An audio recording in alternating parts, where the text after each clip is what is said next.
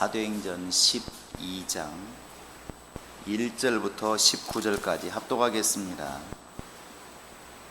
시작.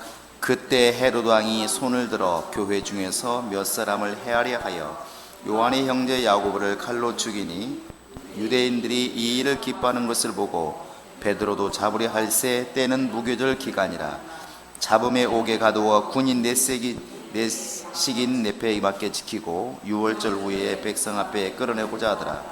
이에 베드로는 옥에 갇혔고 교회는 그를 위하여 간절히 하나님께 기도하더라.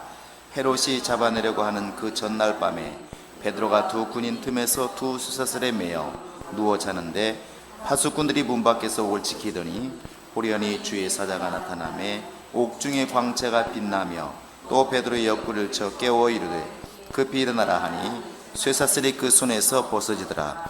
천사가 이르되 띠를 띠고 신을 신으라 하거늘 베드로가 그대로 하니 천사가 또 이르되 겉옷을 입고 따라오라 한대 베드로가 나와서 따라갈새 천사가 하는 것이 생신 줄 알지 못하고 환상을 보는가 하더라. 이에 첫째와 둘째 바수를 지나 시내 동안 수회문에 이르니 문이 저절로 열리는지라 나와서 한 거리를 지나매 천사가 곧 떠나더라. 이에 베드로가 정신이 들어 이르되 내가 이제야 참으로 주께서 그의 천사를 보내어 나를 헤롯의 손과 그 유대 백성의 모든 기대에서 벗어나게 하신 줄 알겠노라 하여 깨닫고 마가라는 요한의 어머니 마리아의 집에 가니 여러 사람이 거기에 모여 기도하고 있더라. 베드로가 대문을 두드린데 로데라는 여자아이가 영접받아 나왔다가 베드로의 음성인 줄 알고 기뻐하여 문을 미처 열지 못하고 달려들어가 말하되 베드로가 대문 밖에 섰더라 하니 그들이 말하되 내가 미쳤다 하나 여자아이는 힘써 말하되 참말이라 하니 그들이 말하되 그러면 그의 천사라 하더라. 베드로가 문 두드리기를 그치지 아니하니 그들이 문을 열어 베드로를 보고 놀라는지라. 베드로가 그들에게 손짓하여 조용하게 하고 주께서 자기를 이끌어 옥에서 나오게 하던 일을 말하고 또 야고보와 형제들에게 이 말을 전하라 하고 떠나 다른 곳으로 가니라.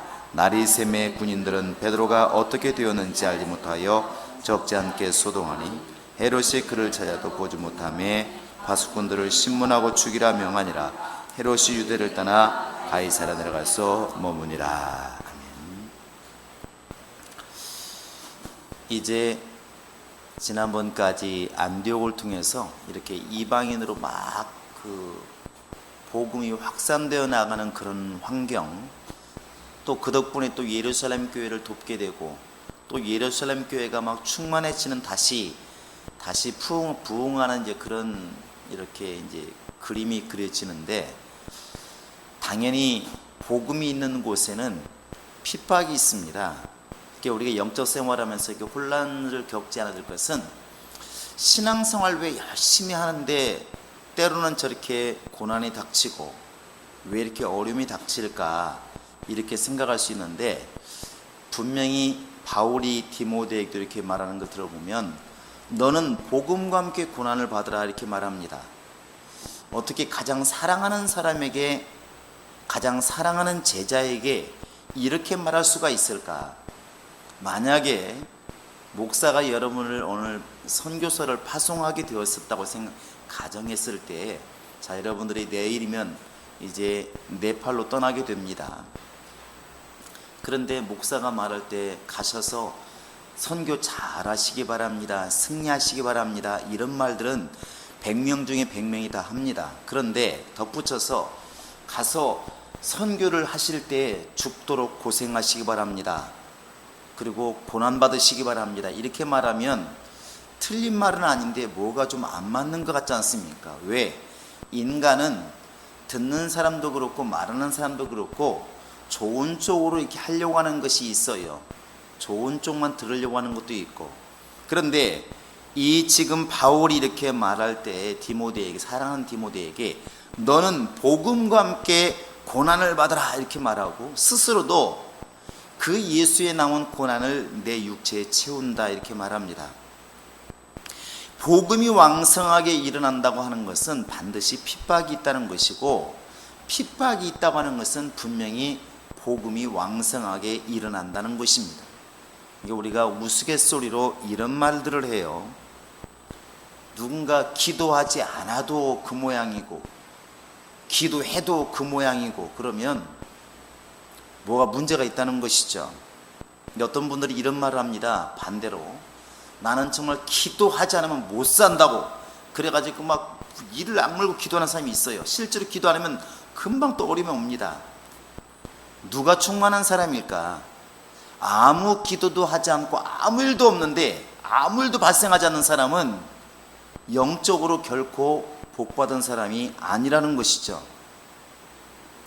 원수가 볼 때 아예 자기 것이라고 생각을 하든지 건드려봤자 소용없다고 생각하는 사람 뭐하러 건들겠습니까? 같은 값이면 12제자보다는 예수님을 죽이는 것이 마귀가 볼 때는 훨씬 더 낫다고 생각하는 것입니다. 그러니까 목자를 치는 것이지 양 한 마리 쳐서 무슨 소용이 있겠습니까? 그와 같은 것이죠. 그러니까 내가 지금 별로 기도 생활도 하지 않고 예배 생활도 하지 않고 별로 충만한 것 같지도 않은데 아무런 문제가 없다. 딱히 좋아할 문제는 아니라는 것입니다. 복음과 함께 고난을 받으라고 그랬는데 복음이 없으니까 고난도 사실 없다는 것이죠. 죽음이 없으면 부활이 없는 것처럼 이게 같이 다닌다는 겁니다. 같이 다닌다는 것이죠. 교회 안에서도 보면 자기 것을 희생하고 죽도록 주의 일을 하는 사람이, 헌신하는 사람이 고난이 있는 것이지 어디로 다니는 사람들은 절대로 고난이 없어요. 그러니까 이 교회에서 조금 힘들게 하면 옮기면 돼요. 옆에 교회로 가고 거기서 또 좀 유명해져서 조금 일할만 하면 또 옮기면 됩니다. 그런 사람들은 아무런 고난이 없어요. 또 죽을 만큼 옮겨 다녀도 괜찮습니다. 우리 교회가 너무 많아서 한국의 교회가 뭐 수만 개가 되니까 하루에 한 번씩 옮겨 다녀도 죽을 만큼 죽을 때까지 다닐 수 있어요. 근데 그러니까 정치인들만 철새가 있는 게 아니라 그건 교회도 마찬가지예요. 그러니까 뭔가 일이 주어지면, 무게가 주어지면, 하중이 주어지면, 내가 희생할 일이 생기면, 헌신할 일이 생기면 힘들어지는 거죠. 힘들어지는 거예요. 근데 사실 그 고난이 하나님이 명하신 것이라면 복일 수 있는데 그것이 이제 힘든 거죠. 그런데 복음은 항상 고난과 함께 역사한다는 사실을 이렇게 아셔야 됩니다. 그래 예루살렘 교회도 좀 더 평안해지나 싶었더니 역시 바로 마귀가 헤롯을 통하여 야고보를 죽이는 겁니다. 그 유명한 야고보, 항상 예수님이 움직일 때마다 베드로, 요한, 야고보 세 명은 꼭 따라오잖아요. 베드로, 요한, 야고보. 야고보를 칼로 쳐 죽이니까 바로 세상 사람들이 좋아하는 것입니다. 3절을 보시면 유대인들이 이 일을 기뻐하는 것을 보고 베드로까지 잡으려 할 수 있게 되어 있어요. 그러니까 그 불신자들이 볼 때, 유대인들이 볼 때 이 교회가 탐탁지 않았던 것이죠. 마음에 안 들었던 것입니다. 잘 됐다 이것이죠. 그러니까 야고보를 헤롯 죽이니까 유대인들이 아주 기뻐하는 것을 보고 이제 베드로까지 잡아가지고 죽이려고 이제 감옥에 가두은 상황. 지금 이제 말씀이 그런 상황입니다. 그래서 바로 5절에 보시면 베드로는 옥에 갇혔고 교회는 그를 위하여 간절히 하나님께 기도하더라 이렇게 되어 있습니다. 만약에 이날 밤에 하나님이 역사하지 않았더라면, 만약에 이날 밤에 성령이 또 역사하고 교회가 기도하지 않았더라면 그 3절에 보시면, 4절에 보시면 알겠지만 6월절 후에 백성 앞에서 끌어내고자 하더라. 이게 어디서 많이 듣던 소리잖아요. 무슨 소리냐면 예수님께서 이제 6월절날 끌어내가지고 결국 죽임을 당한 겁니다. 이제 베드로도 거의 죽을 지경에 온 것이죠. 그래서 이 예루살렘 교회로 봤을 때는 위기가 닥친 겁니다. 유대인들이 보았을 때는 교회를 없애버릴 수 있는 좋은 기회고, 또 교회로 봤을 때는 교회에 정말 기둥과 같은 야고보가 지금 죽은 상태고, 더더군다나 가장 수제자란 말하는 지금 베드로가 감옥에 갇힌 상태이기 때문에 교회를 봤을 때는 완전히 위기라는 것이죠. 완전한 위기. 정말 이 어떤 교회가 있을 때 담임 목사가 만약에, 절대적인 담임 목사가 감옥에 갇히고 또 기둥과 같은 장로가 잡혀가서 죽고, 여러분 그런 일이 발생하면 그 교회가 어떻게 되겠나요? 이때 이제 교회가 역사하는 겁니다. 보시면 알겠지만 5절에 교회는 그를 위하여 간절히 하나님께 기도하더라. 여러분 따라서 하시기 바랍니다. 힘들수록 기도하자. 시작. 고난은 기도해야 된다. 시작. 벌써 고난이 온다고 하는 것은 기도할 신호라는 것입니다. 기도할 신호. 내 입에서 한숨이 많아진다고 하는 것은 기도하라는 주님의 신호라는 것입니다. 세상 사람은 한숨을 쉬고 말지만 예수 믿는 사람들은 벌써 내 속에서 한숨이 나오고 탄식이 나오고 좌절이 나오고, 지난주에 들은 것처럼 낙심되기 시작한다는 것은 너 기도하라고 지금 주님께서 명령하시는 성령의 음성이라는 것이죠. 그러니까 벌써 베드로는 갇혀있고 야고보는 이미 목 잘려 죽었고, 교회가 어떻게 되겠습니까? 분위기 한번 상상해 보시기 바랍니다. 그들이 지금 교회 안에 있어서 막 그들이 앞에서 찬송을 인도하고 교회를 인도하고 이래도 지금 괜찮은데, 지도자가 죽고 갇히는 상황에서 교회가 얼마나 힘들까? 그런데 교회는 기도하더라 이것입니다. 교회는 기도하더라. 교회가 기도해야 될 이유가 여기 있는 것이고, 이때 기도는 지금 내 밥 달라고, 지금 내 성공시켜 달라고 하는 기도가 아닙니다. 이때 기도는 마가다락방의 기도와 버금가는 것이죠. 교회를 살려달라고 지금 기도하지 않겠습니까? 우리의 지금 머리 대신 지금 베드로가 지금 내일이면 죽을지 모르는데 하나님 살려달라고 지금 외치는 기도 아닙니까? 이게 바로 중보기도입니다. 밤을 새워 기도하는 것이죠. 내일이면 베드로가 죽으니까 밤을 새워 기도하는 것입니다. 그런데 하나님이 필요하실 때 들으십니다. 오늘 이 말씀은 이제 하나님이 어떻게 이들의 기도를 들으시고 또 어떻게 베드로를 이렇게 끄집어냈는가를 이렇게 보여주고 있는 장면이죠. 우리가 인간의 눈으로 볼 때는 이 부분이 크게 보입니다. 7절에 보시면 호련히 주의 사자가 나타나매 옥중의 광채가 빛나며 베드로의 옆구리를 쳐 깨워 이르되 급히 일어나라. 누가 그랬을까요? 천사가 그랬어요. 얼마나 고니. 참 베드로도 대단한 사람이에요. 모르겠습니다. 그 전날 밤에 막 계속 철을 하고 왔는지 모르겠지만 이런 상황에서도 코를 골고 잘 정도면 정말 대단한 담력인 것도 같고, 한편 생각하면 정말 하나님을 전적으로 의지해서 나는 사나 죽으나 다 주의 것이로다 아마 이런 믿음이 있었으니까 잠들었겠죠. 막히고 잠들었겠죠. 천사가 보면 참 답답했겠죠. 야 이러면 이런 상황에서도 자냐. 그리고 발로 빵 차가지고 손으로 깨운 것도 아니고 발로 찼다고 되어 있습니다. 일어나라. 그래서 끄집어내 오는데 옥중에 문이 착착착착 열리고 이제 베드로가 나옵니다. 베드로가 나와요. 우리에게도 이런 체험들이 참 많았으면 참 좋겠습니다.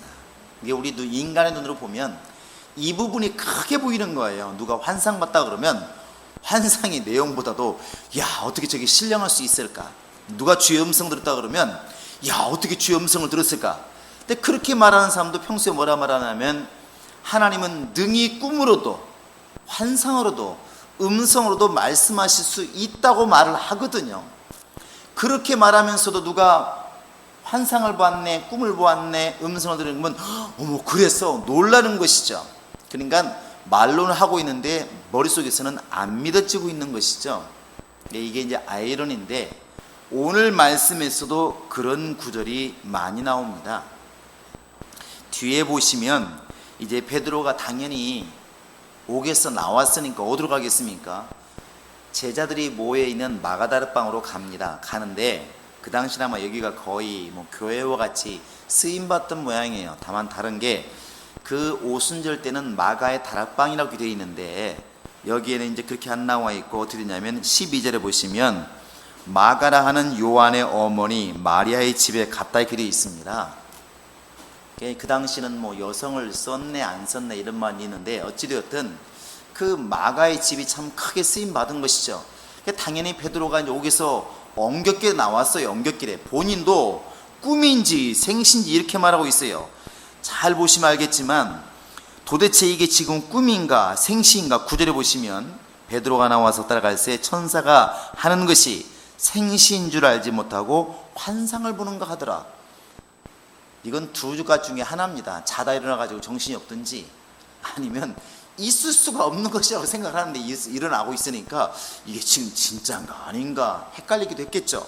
베드로는 또 그전에도 환상을 많이 봤기 때문에 이게 환상인가 진짜인가 본인도 못 믿는 것입니다. 그런데 나중에 11절에 보시면 정신이 버떡 든 다음에서야 이제 마가의 집으로 간 겁니다. 근데 웃기는 게 뭐냐면 이제 마가의 집으로 갔으면 그 집에서는 잔치가 열어져야 되는데 또 이상한 일이 벌어지죠. 베드로가 이제 문이 잠겼으니까 당연히 잠궈놨겠죠. 지금 불안하니까. 근데 문을 두드리니까 이제 그 수종을 트는 여인이 묻죠. 여종아이가 누구세요? 그것도 뭐 지금 크게 했을까요? 크게 했지 않았을까요? 뭐 지금 겁나는 상황이니까 지금 베드로 잡혀가고 야고보가 지금 죽는 상황인데 무슨 뭐 크게 했겠습니까? 누구세요? 그랬겠지. 누구세요? 그러니까 베드로가 대답을 해요. 나야 베드로 했겠죠. 근데 이 여자아이가 14절에 보시면 베드로의 음성인 줄 알고 문을 열어 주었더라. 원래 이래야 맞는데 어떻게 돼 있나요? 음성인 줄 알고 기뻐하여 문을 미처 열지 못하고 달려 들어갔어요. 문도 안 열어주고. 근데 더 웃기는 것은 그 안에 있는 사람들이 지금 밤새도록 뭐 했냐면 뭐 했을까요? 기도했어요. 하나님, 야고보도 죽었는데 베드로까지 죽으면 안 됩니다. 하나님 살려주세요. 밤새 기도했다고, 밤샘 기도하는 것처럼 기도했다고요.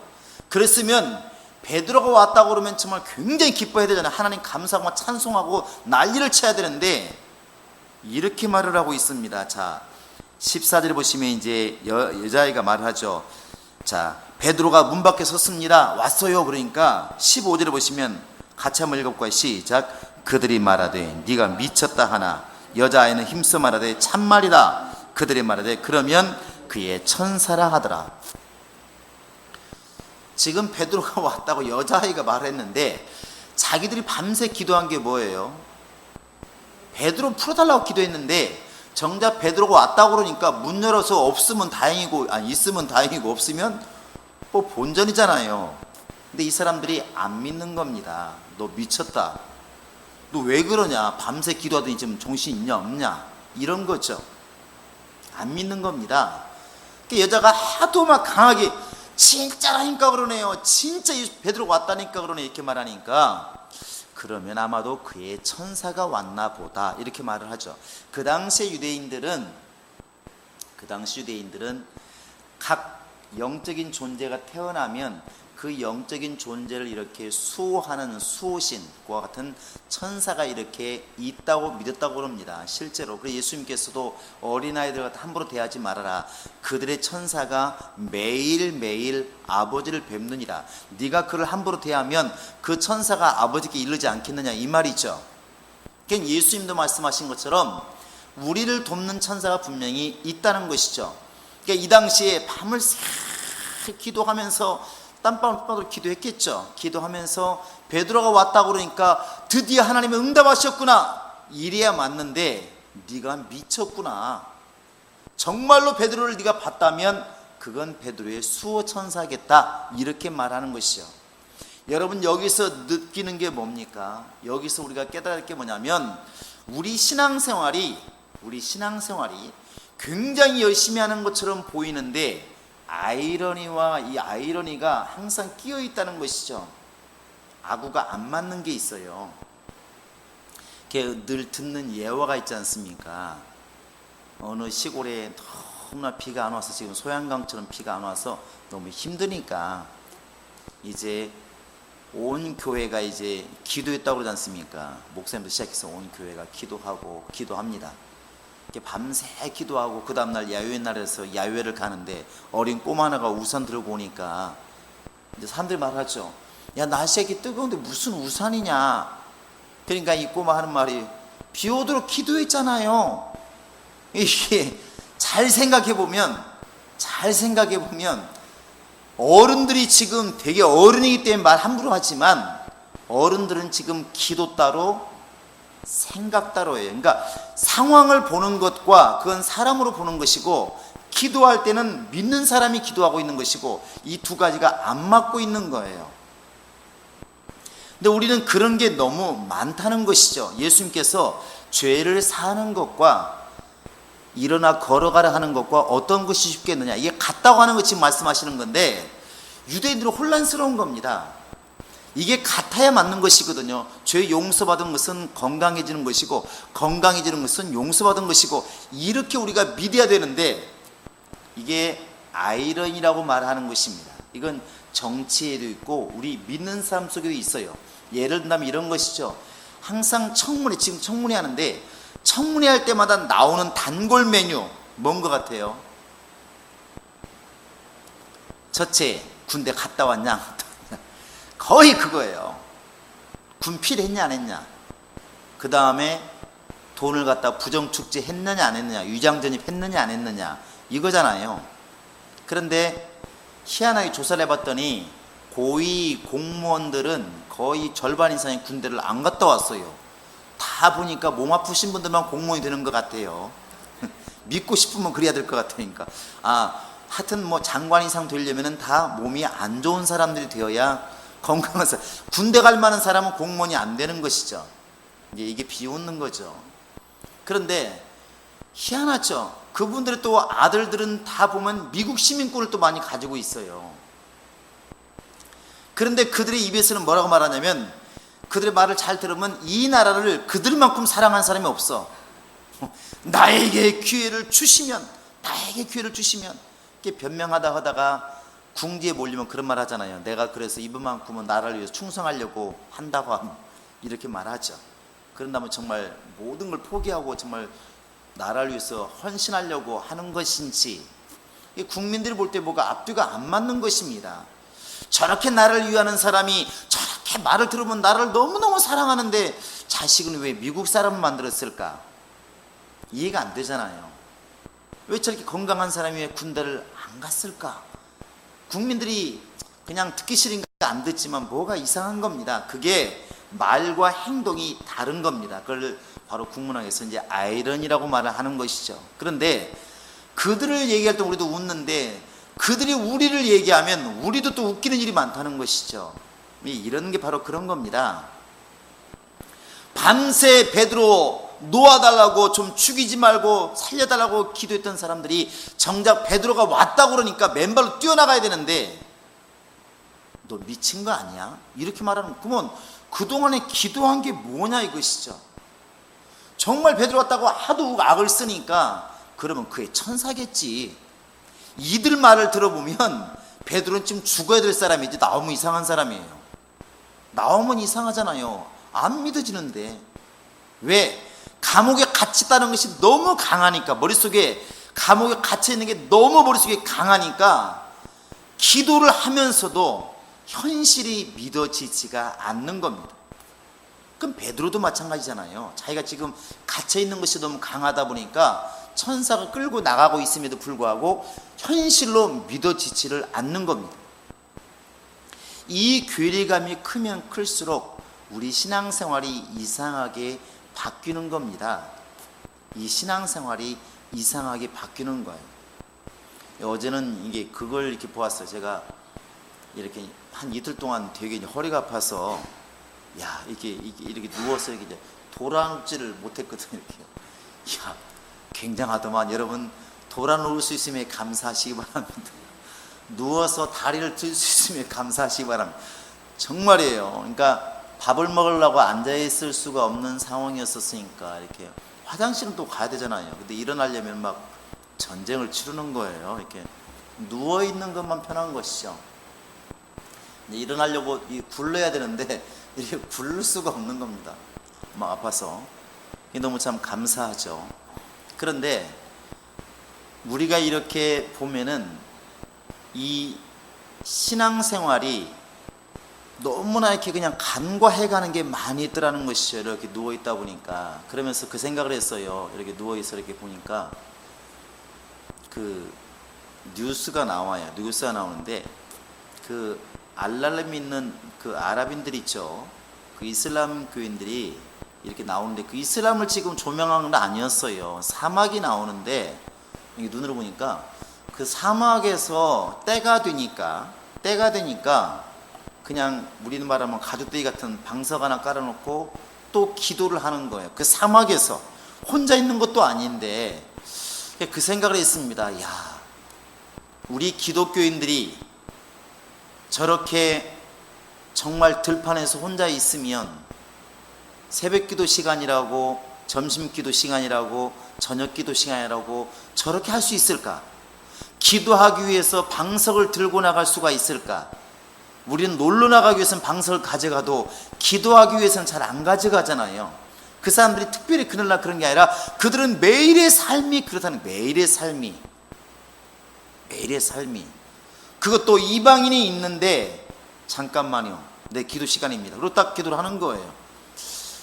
야, 우리가 충만하다고 하는 게 과연 얼마나 충만한 것인가. 우리 기독교인들은 안 믿는 사람이 있으면 믿는 채도 제대로 못하는데 저들은 죽고 사는 걸 걸고 신앙생활 하는 것이구나. 진리가 옳고 그런 건 둘째 두고라도 신앙에 대한 확실히 진정성은 우리보다 나은 것 같다는 생각이 들어가는 거예요.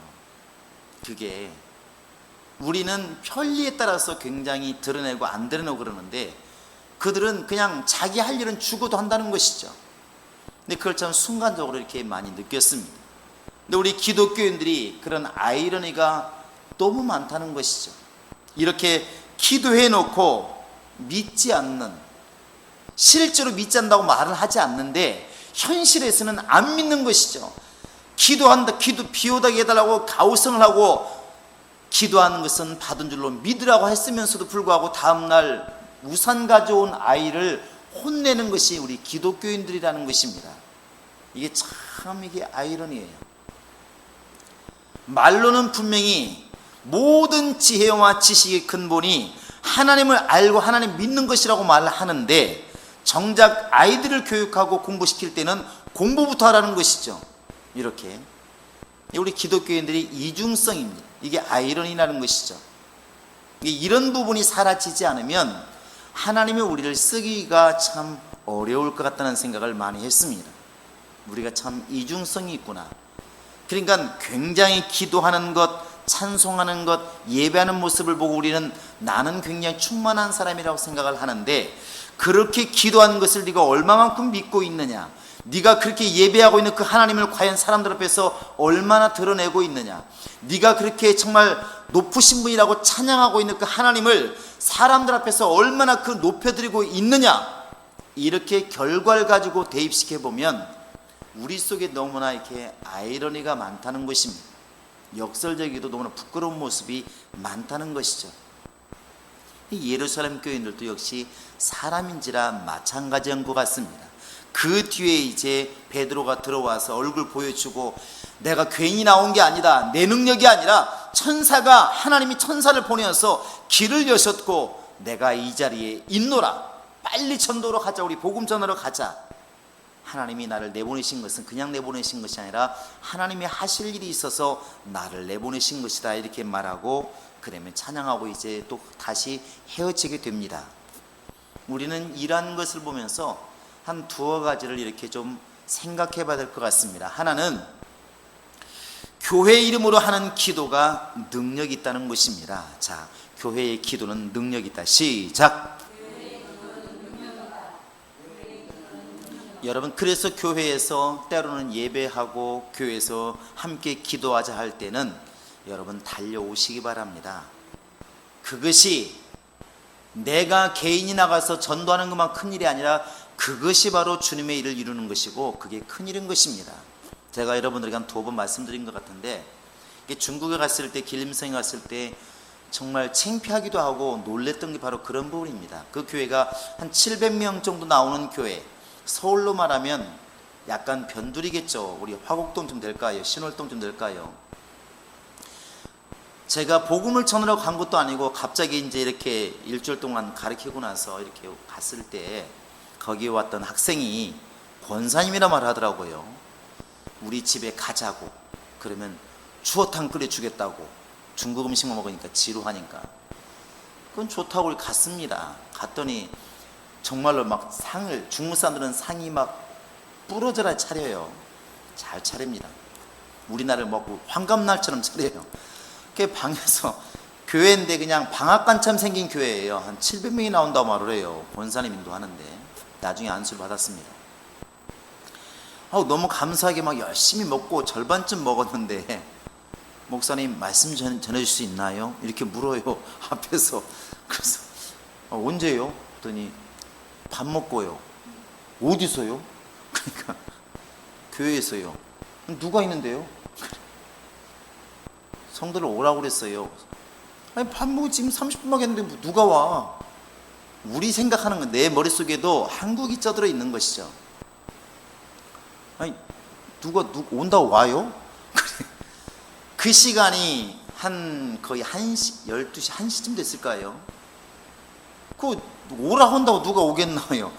그런데 걱정하지 마시고 할 수 있냐고. 아니 사람만 있다면 무슨 걱정이냐고. 통역만 있으면 된다고. 그럼 빨리 드시고 빨리 말씀 전하시라고. 이게 뭔 일인가. 밥 먹고 딱 문을 열고 이제 강당으로 가보니까 우리 예배당이 한 4배 정도 되겠네요. 굉장히 크죠. 절반이 꽉 차 있는 거예요. 한 300명이 넘게 차 있는 거예요. 어디서 왔지? 그런데 이분들은 오면서 이제 계획이 있는 것이죠. 괜히 밥을 대접한 게 아니었던 거예요. 그러면서 밥 준비하면서 연락을 한 겁니다. 교회로 와라! 이렇게. 나중에 궁금해서 제가 물어봤어요. 어떻게 왔냐? 준비하고 있었냐? 그랬더니 아니래요. 그럼 뭐라고 했냐? 그랬더니 그분이 이렇게 이렇게 연락을 했답니다. 교회에 일이 있다. 빨리 1시간 내로 와라. 이렇게 말을 했대요. 그랬더니 700명이 300명이 왔어요. 300명이. 그래서 제가 궁금해서 그러면 와요? 그랬더니 온대요. 어떻게 와요? 그랬더니 이런 말을 해요. 농사가 급하나요? 주일이 급하지. 뭐 때문에 농사합니까? 저한테 묻는 거예요. 주일이 급하죠. 말은 우리 그렇게 하잖아요. 그 농사는 해야 될 거 아니에요. 아니에요. 교회 일인데 무슨 농사입니까? 이게 제 충격이 여러분 조금 이해가 되시나요? 그 순간 받았을 그 충격이. 말은 맞아요. 저 말이 맞아. 나도 그렇게 말을 했으니까. 그런데 우리는 어느 순간인가 모르게 현실하고 많이 타협하는 생활을 하고 있는 거예요. 목사도 그렇게 말하잖아요. 항상 주일이 우선입니다. 여러분 어떤 일이 있어도 주일을 우선으로 하시기 바랍니다. 이렇게 말하지만 목사가 전화하잖아요. 집사님 오늘 교회 좀 올 수 있어요? 그러면 목사님 저 오늘 바쁜데요? 그러면 목사가 어떻게 말을 해요? 오세요. 와서 죽더라도 오세요. 제가 이렇게 말 못하잖아요. 이게 목사가 무능한 거죠. 근데 그 사람은 그렇게 하고 있는 거예요. 그러니까 엄청난 말을 한 것도 아니고 교회에 일이 있습니다. 오십시오. 그런데 그분이 말이 무서운 거예요. 교회에 일이 있다는데 자기 일로 바빠서 못 올 정도면 그게 무슨 신자겠습니까? 이렇게 말하는 것이죠. 무섭잖아요. 그런데 여러분 잘 생각해 보시면 우리가 평소에 말을 하는 것을 한다면 그렇게 해야 맞잖아요. 말하는 것처럼 신앙을 보면. 그래서 충격이었다는 겁니다. 신앙생활을 양쪽을 저울질해 보니까 우리가 딸린다는 겁니다. 딸린다는 거죠. 저들을 따라갈 수가 없구나. 옛날에는 어떻을지 몰라도 신학적으로 우리가 어떻을지 몰라도 우리가 저들을 지금 따라갈 수가 없구나. 이걸 제가 20년 전에 들었던 말입니다. 무슨 말이냐면 인도 같은 데 가면 신학적으로 굉장히 깊답니다. 몇백 년 됐으니까 이게. 그런데 신앙이 시들어 있는 것이죠. 도대체 신앙생활 하는지 안 하는지. 그런데 성경을 갖고 얘기하면 굉장히 깊이 있는 것이 나오는 거예요. 왜? 수백 년 동안 내려온 신학이니까 그런 게 있는 것이죠. 우리가 그래서 교회의 일을 항상 으뜸으로 삼는 말뿐만 아니라 행동이 나올 때에 분명히 주님은 역사한다고 생각합니다. 베드로가 이렇게 갇혔을 때, 또 야고보가 순교당했을 때 교회가 깨어서 기도할 만한 능력이 없다면 그 교회는 이미 죽은 거 아니겠습니까? 그건 죽은 교회라 생각합니다. 그건 우리 교회도 마찬가지라 생각해요. 힘들 때 마음이 모아지지 않고 기도하자 모일 때 모여지지 않는다면 우리 교회는 생명력 있는 교회가 아닙니다. 무언가만 주어야만이 모이는 교회라면 그것은 아직도 어린아이 교회, 아직도 지금 받아먹는 교회이지 줄 수 있는 능력 있는 교회는 아니라는 것입니다. 그래서 여러분, 교회에서 교회 이름으로 행해지는 것들에 대해서는 당연히 불합리한 게 많습니다. 어려운 것도 많고, 예수님께서 왜 이렇게 5,000명이 모여있는데 아무 준비 안 해놓고 돈도 안 주고 5,000명을 어떻게 먹을 것을 물어보았을 때 얼마나 답답했을까? 이렇게 황당무계한 스승이 어디 있습니까? 그런데 주님은 명하시는 거예요. 남의 나귀를 갖다 끌고 오라고 말씀하시면서 편지 하나 써주면 얼마나 좋겠습니까? 그냥 말로 끌고 오라고 말씀하시잖아요. 주인이 쓰시겠다 하라. 그렇게 황당무계한 스승이 어디 있습니까? 그런데 주님이 때로는 이렇게 요구하시면서 주님의 일을 이루신다는 겁니다. 그래서 우리가 이 예루살렘 교회를 보면서 깨닫는 것은 정말로 교회가 힘들고 어렵고 또 일을 진행해 나갈 때 여러분 전적으로 정말 그 일을 이루기 위해서 목숨 걸라는 것입니다. 힘을 다하시고 수고 다해서 움직이라는 것입니다. 할렐루야. 직분 맡았으면 더 해야 되겠죠. 남들보다 더 뛰어야 되고 더 기도해야 되고 더 노력해야 되겠죠. 여러분, 그렇게 될 수 있기를 주의 이름으로 축원합니다. 자, 교회 일이 내일이다. 시작. 그 다음에 두 번째는 아까 말한 이런 아이러니를 좁혀가는 겁니다. 어떻게 사람 살려달라고 기도해놓고 사람이 살아오니까 도대체 천사라고 말할 수가 있을까? 이게 굉장히 믿음이 좋은 것처럼 그들은 느꼈을지 몰라도 이 갭이 안 맞는다는 것입니다. 우리가 지금 그러고 있지는 않는지. 사람들이 그런 말을 해요. 예수 믿는 사람들, 안 믿는 사람들 할 때 예수 믿는 사람들은 분명히 하나님의 나라에 꿈이 있다고 말하면서 왜 땅에다가 열심히 심는지 모르겠다. 세상 사람보다 더 좋은 집을 지으려고 애쓰고 있고 더 편하려고 애쓰고 있고 이렇게 뭐가 앞뒤가 안 맞는다 이렇게 말을 해요. 진짜 네가 하나님의 나라에 꿈이 있다면 그렇게 살아야 되지 않겠느냐. 불신자를 또 우리 그렇게 지금 요구하고 있다는 것입니다. 이게 갭이고 아이러니고 우스운 일이라는 것입니다. 우리가 기도하면서 회개해야 나가야 될 것은 바로 이런 부분을 좁혀나가는 것입니다. 베드로를 살려달라고 기도했으면 도저히 살 수 없는 상황에서 나왔더라도 우리는 감사할 뿐인 것입니다. 할렐루야. 그것이 우리의 신앙 아니겠습니까? 우리의 신앙. 말하는 대로 믿고 믿는 대로 행동하고 이것이 하나가 될 수 있도록 우리가 기도를 해야 될 것 같습니다. 이것이 하나가 안 되면 결국 우리는 위선자가 되는 것이고 세상 사람부터 계속해서 손가락질을 받을 수밖에 없을 것입니다. 어찌되었든 하나님께서는 야고보가 죽었다고 베드로가 갇혔다고 일을 멈추시는 분이 아니라 하나님의 일은 계속 이렇게 진행되고 있다는 것이 감사하지 않습니까? 그게 너무 감사한 거예요. 이런 생각이 듭니다. 저희 시골에 가보면 또랑, 내과도 아니고 또랑입니다. 그러니까 제일 깊은 데가 발목밖에 안 되는 또랑, 가재와 중태희밖에 없는 그런 또랑이죠. 근데 그 또랑의 특징이 뭐냐면 물이 계속 흘러가는 게 보이는 게 아니라 여기는 또랑이 없어. 여기는 물이 좀 보여. 웅덩이가 좀 있고 또 또랑이 안 보여. 저 밑에 가면 또 물이 보여.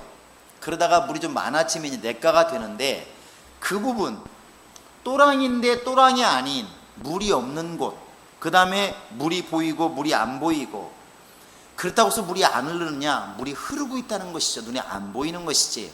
주님의 역사가 그런 것 같습니다. 어떤 사람이 사업이 성공한다 그러면 그것을 사용하시고, 그 사업이 어려워서 굉장히 힘들었다 주님은 그래도 사용하시고, 어떻게든 주님은 계속 주님의 일을 진행해 나가고 있다는 사실입니다. 이것을 아는 것이 매우 중요한 것 같아요.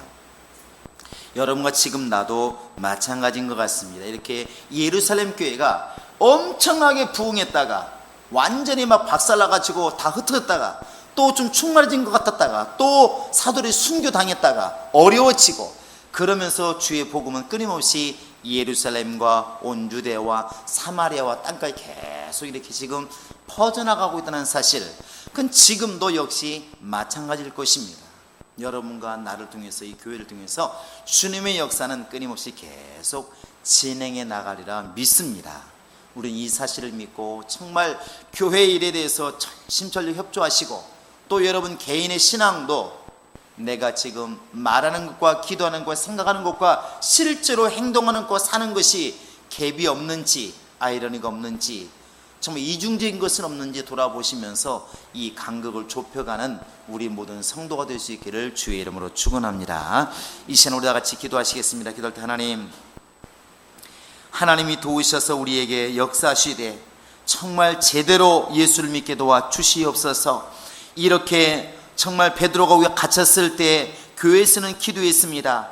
여호수아가 저 들판에서 아말렉과 싸울 때 산 위에서는 모세가 기도하고 있었던 것처럼, 이렇게 영적인 것과 육신적인 것들이 하나가 되어야만이 승리할 수 있다는 것을 알았으니, 교회도 기도하게 도와 주시고 나도 기도하게 도와 주시고, 기도하는 것은 받은 줄로 믿고 행동할 수 있는 그런 삶의 표적 있게 하소서. 다 같이 우리 기도하시겠습니다.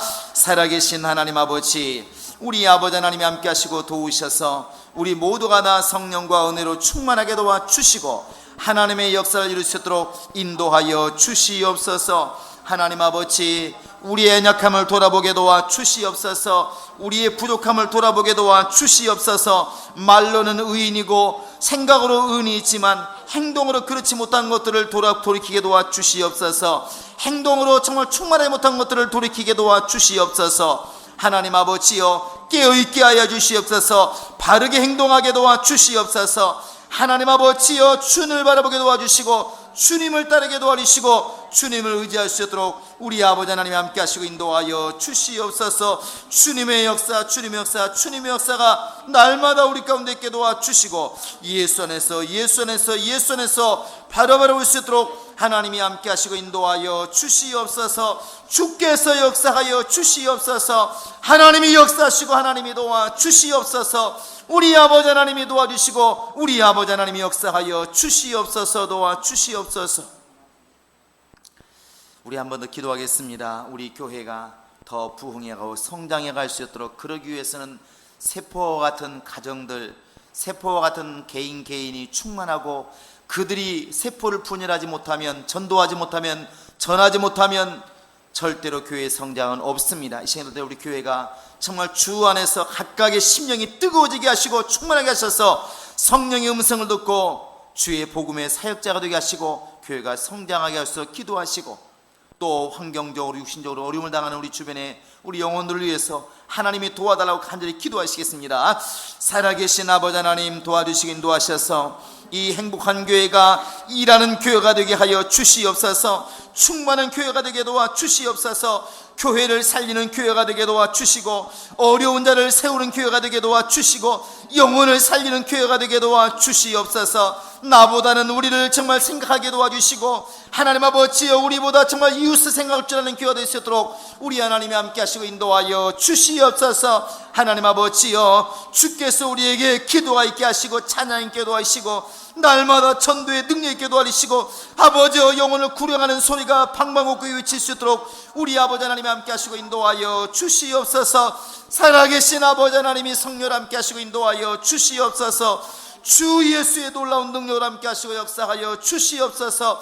하나님이 역사하시고 하나님이 인도하여 주시옵소서. 육신적으로 고통당하는 자들이 있습니다. 하나님 아버지, 홍성진 우리 정말 영혼을 기억하시고 예수 앞에 돌아오게 하여 주시옵소서. 그 마음 돌이키게 도와 주시옵소서. 완악한 마음이 녹아지게 도와 주시옵소서. 범수를 기억하시고 저에게도 건강 주시고, 하나님 아버지 모든 암이 사라지게 도와주시고 혹이 사라지게 도와주시고 건강히 성장하여 큰일 감당할 수 있도록 우리 아버지 하나님이 도와주시며, 저를 통해서 그 가정에도 구원이 머물게 도와주시고, 저를 통해서 예수라는 역사 있게 도와주시고, 저를 통해서 믿음의 역사가 그 가정에 들어갈 수 있도록 우리 아버지 하나님이 함께 하시고 인도하여 주시옵소서. 이 교회가 능력 있는 교회, 생명 있는 교회가 되게 도와주시고 하나님의 역사를 이룰 수 있도록 역사하여 주시옵소서.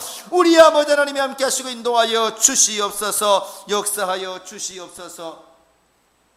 살아계신 우리 아버지 하나님, 우리 아버지 하나님 함께 하시고 도우셔서 정말 예수로 말미암아 우리 모두가 다 하나님을 알게 되었으니 우리 모두가 다 더 충만한 모습으로, 더 깨어있는 모습으로 영적 생활하게 도와 주시옵소서. 이렇게 열심히 교회를 위해서 일하던 베드로가 갇혔을 때에 교회가 마음을 모아 기도하였고, 그 기도의 응답으로 또 베드로가 다시 한번 사역할 수 있는 길이 열렸으니 이와 같이 우리도 정말 교회가 어려울 때, 영혼이 어려울 때 마음을 모아 기도하게 도와주시고, 기도할 때 내일처럼 정말 함께 할 수 있는 능력이 있도록 우리 아버지 하나님이 함께 하시고 도와 주시옵소서. 우리에게 찬양의 능력, 기도의 능력, 전도의 능력이 있도록 하나님이 도와주시고 인도하여 주시옵소서. 더 나아가서 너희가 기도하는 것은 받은 줄로 믿으라 하신 주의 말씀을 헛되이 듣지 않게 도와주시고, 우리는 이 말씀대로 기도한 것을 믿게 도와주시고, 믿은 것을 행동하게 도와주시고, 믿는 것과 행동하는 것이 하나가 될 수 있도록 우리 아버지 하나님이 도우시고 인도하여 주시옵소서. 예수님의 이름으로 기도합니다. 아멘. 우리 찬송가 95장 찬양하시고 주도록 마치겠습니다.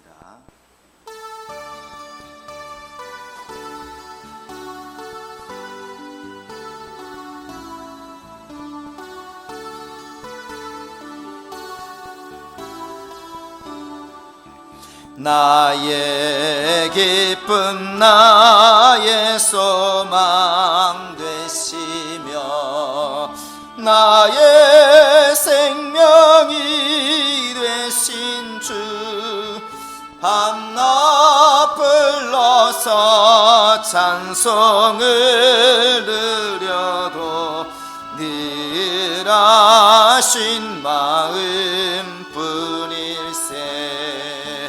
나의 사모하는 선한 목자는 어느 꽃다운 동산에 양의 무리와 늘 함께 가셔서 기쁨을 함께 하실까. 길도 없이 거친 넓은 들에서 갈 길 못 찾아 냈으며 이래저래로 헤매는 내 모양 저 원수 조롱하도다.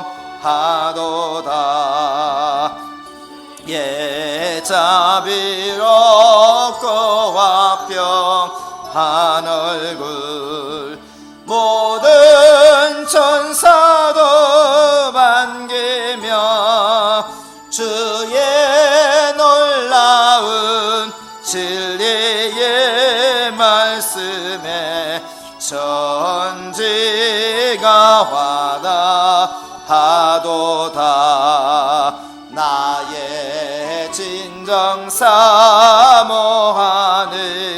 예수님, 음성조차도